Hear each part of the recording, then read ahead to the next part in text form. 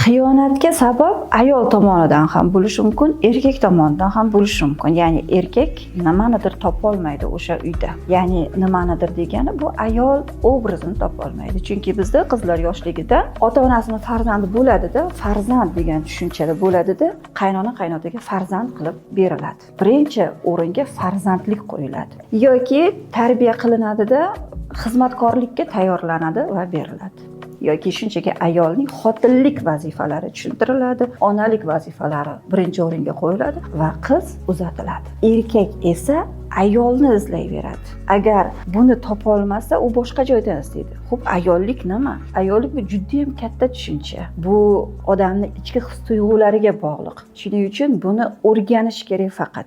Bugungi kunda esa ayollik ilmlari juda ham keng o'rgatilyapti. O'rganyapti. Rivojlanayotgan har bir ayol bu bilimni olyapti. Ayollar aytadi, men shunchalik jonimni berib erimga qarayman, qaynona qaynotam xizmatini qilaman, farzandlar tug'ib berdim. Nega erim xiyonat qiladi? U erkak o'ziga yetmaganini olyapti xolos. Yetmaganini izlayapti.